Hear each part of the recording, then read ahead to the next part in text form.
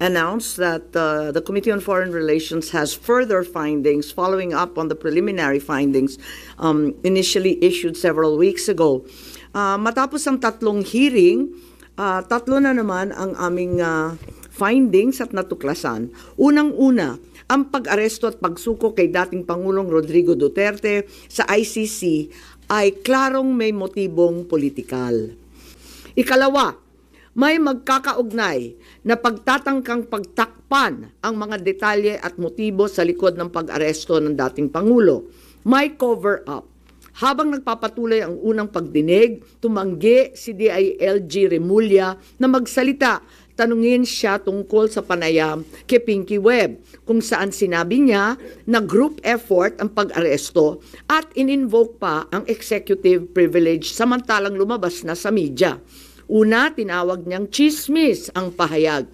Ngunit nang mabisto, tinulungan na lamang ng kapatid at sinabing executive privilege na nga. Isa pang malakas na sandata ng administrasyon upang pigilan ng komite ang pagsisiwalat ng katotohanan ay paggamit ng tinatawag na subjudice rule. Halimbawa, nung mahuli si General Torre na nagbibigay ng maling pahayag tungkol sa pagmamadaling ilipat si PRRD sa Hague dahil daw sa Article 125 ng Revised Penal Code, ngunit nung ipunto na yung Revised Penal Code, Article 125, ay para lamang sa warrantless arrest, bigla niyang ginamit ang subjudice na naman.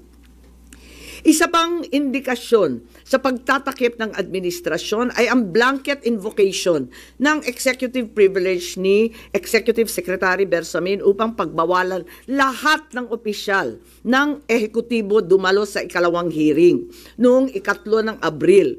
Mas lumala pa ito nang sa hindi pangkaraniwang hakbang, tumanggi ang ating Senate President pumirma ng mga sabpina noong araw na yon.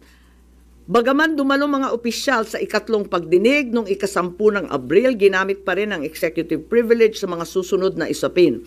Kung sino-sino nag-utos ng pag-aresto, kung sino ang nag-utos ng paglipat niya sa Hague, at kung paano nakuha ang eroplano na ginamit sa paglipat.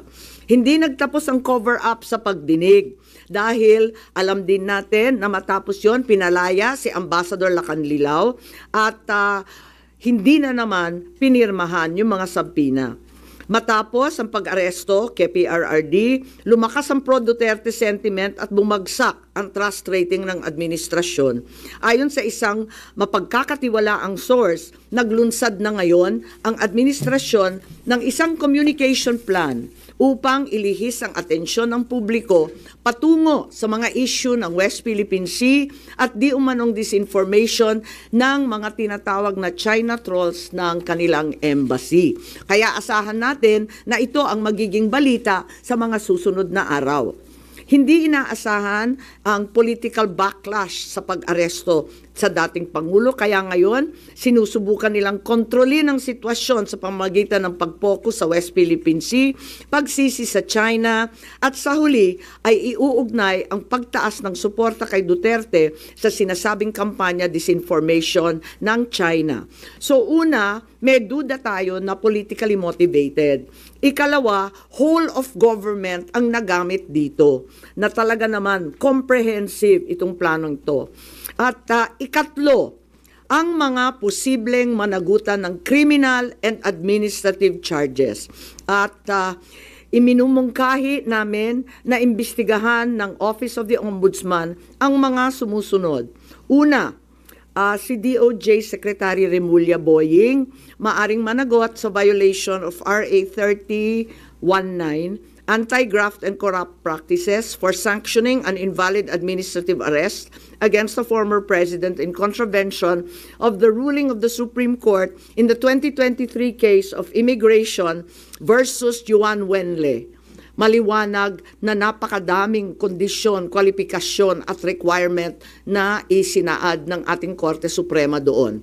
Ikalawa, usurpation ng DOJ ng judicial functions. Kahit hindi sila korte, naghahatol sila na halos sila ang naging husgado. Ikatlo, grave misconduct and conduct prejudicial to the best interest of public service. Ikalawa, baka managot din si General Romel Francisco D. Marbil, ang Chief PNP, sa arbitrary detention, Article 124 ng Revised Penal Code. Violation of RA 3019, Anti-Graft and Corrupt Practices for inducing or persuading General Torre to perform an act in violation of laws, rules, and regulations, or an offense in connection with the official duties of the latter. Grave misconduct and conduct prejudicial to the best interest of public service. Andito rin sa mga nakalista at ayon din sa payo ni dating Supreme Court Justice na nagpayo sa atin na malahil si SILG Secretary John Vic Remulla ay maakusahan din ng arbitrary detention katulad nung iba. Violation of 319 for inducing General Torre and Marbil to perform an act in violation of the Constitution and our laws. Ikatlo, grave misconduct and conduct prejudicial to the best interest of public service. Ang ikaapat na maaring patawan din ng kaso ay si General Nicolas Torre III. Maaring managot sa arbitrary detention. 2 counts of arbitrary detention, not only against the former president, but also against former Executive Secretary Medialdea.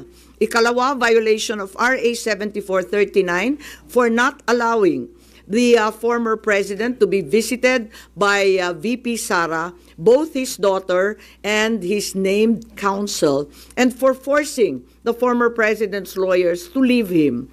Also, the violation of 3019 for allowing himself to be induced or persuaded by General Marbil or SILG Remulla to perform an act in violation of law, rules, and regulations in connection with his official functions.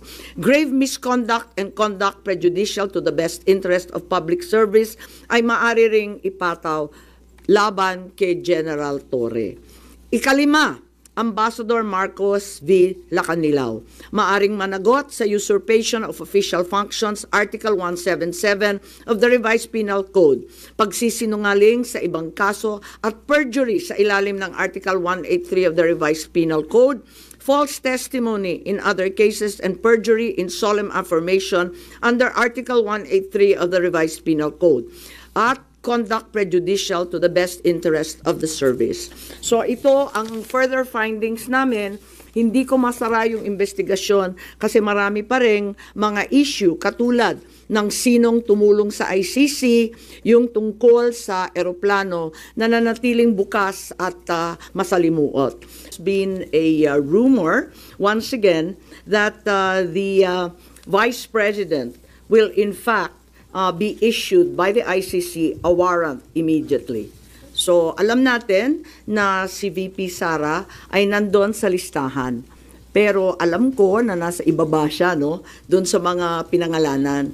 Ngunit, ilang araw nakalipas, may mga report na siya na ang uunahin. Sorry, where did you get this information, ma'am? Nasusunod si VP Sara na arestuhin? Uso naman ang chismis ngayon. Chismis rin po. Meaning, no credible source, ma'am? Not yet. A few incredible sources, but nevertheless, we have to pay heed. And let me make it clear, I will oppose that warrant with everything I have. Foremost, the administration has said time and time again through the President himself that the ICC has no jurisdiction in the Philippines. Therefore, any warrant of arrest by the ICC cannot be enforced in this country for lack of jurisdiction. It is nothing, that warrant from the ICC, but a mere scrap of paper. Walang bale yun. In addition, there's no basis for the Philippine government to cooperate with the Interpol in enforcing an ICC warrant. The mere fact that a void warrant is transmitted through Interpol does not make it less void, does not make it valid. At ikatlo, as the hearings have established, the circumstances surrounding the investigations of the ICC in this country, the incidents leading to the issuance of these ICC warrants, and the enforcement of such warrants are politically motivated and really are in violation of Article 3 of the Constitution of the Interpol itself, which prohibits the Interpol from participating in any intervention or activity of a political character.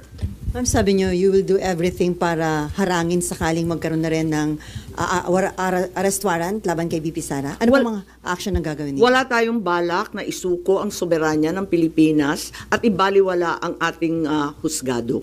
So hindi baka maireklamo kayo ng obstruction of justice just in case? Hindi ko po alam. So ano mga action na gagawin niyo, ma'am, para harangin sakali? Iniisip pa kung anong kailangan gawin dahil tulad nga ng sinabi ko, haka-haka pa lamang ito. Ngunit sa nakita natin sa mga nakaraang 2 taon, itong mga haka-haka, duda, suspecha, madalas nagiging totoo.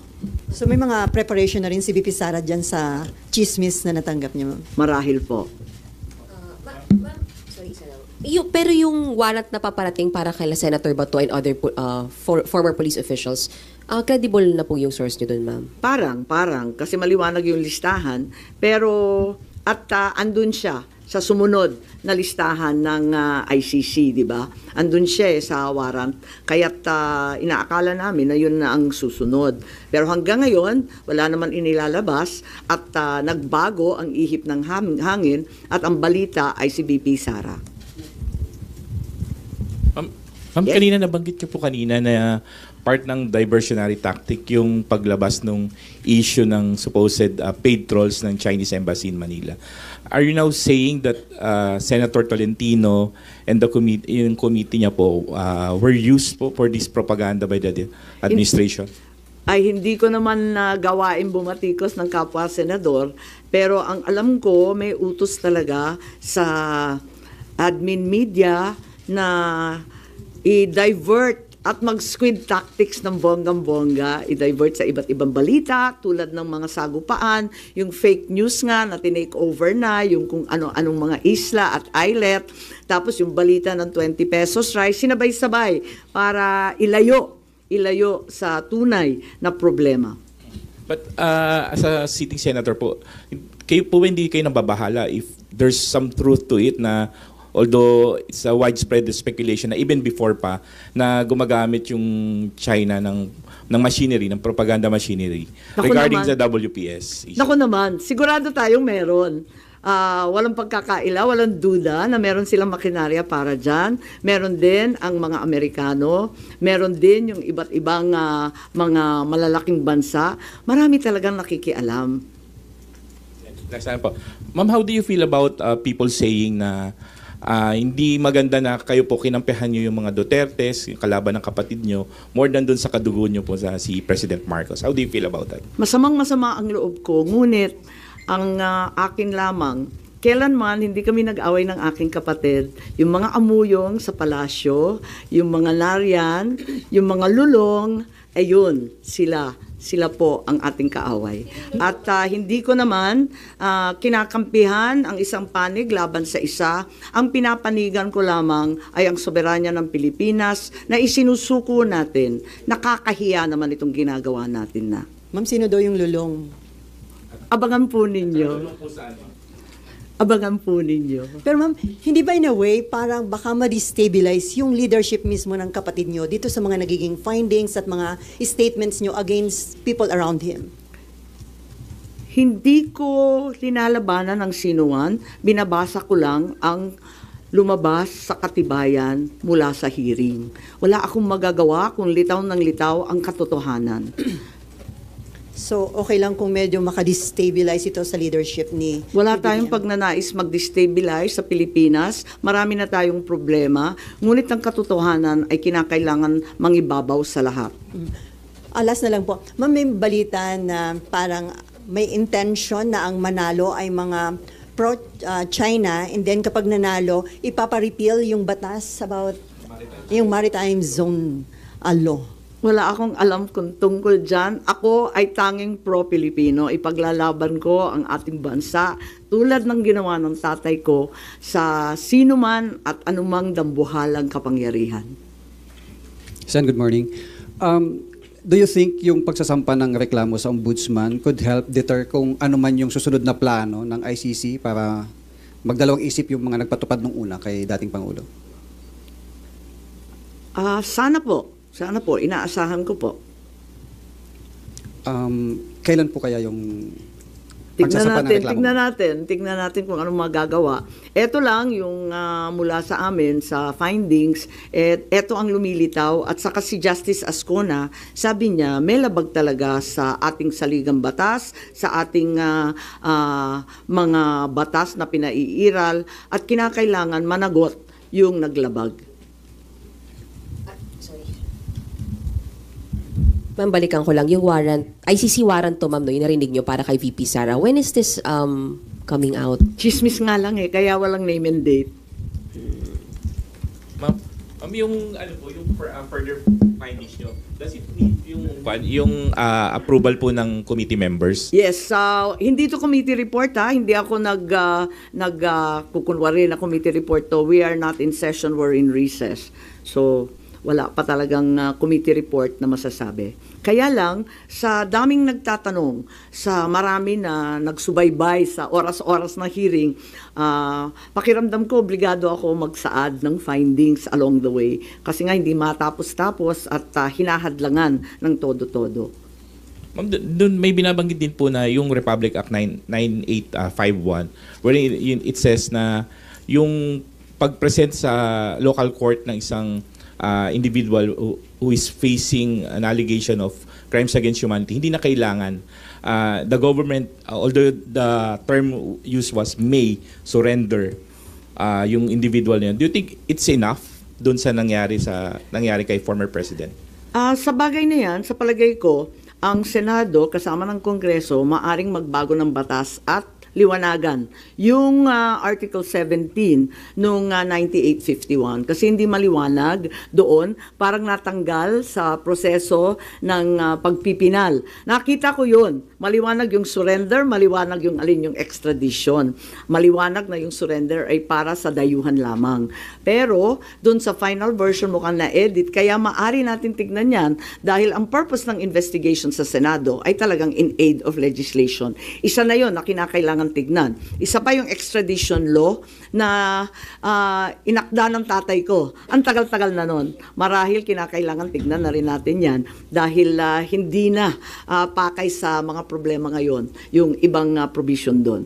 Ma'am, since it's not yet amended yung binanggit niyo po na Section 17, that's still existing. Hindi po ba enough to justify what happened during yung March 11 arrest? Kapag hindi maliwanag ang isang bagay, binabalikan yung debate sa Senado, yung transcript at saka yung contextual analysis ng mga pahayag ng ipinasa, rinipaso yan. At maliwanag dun sa original na talagang yung surrender ay para sa dayuhan lamang.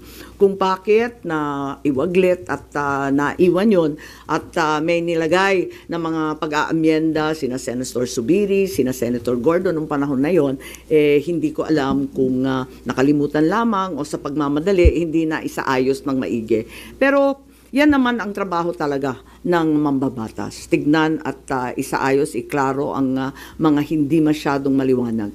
Ma'am, pareact lang dito. Yung kay Pangulong Marcos po tsaka VP Sara na trust and performance rating. Kay Pangulo po, 60% trust, 59% performance, pero it represents a decline po since nung fourth quarter ng bansa. Habang kay VP po, tumaas po siya ng 9 percentage point.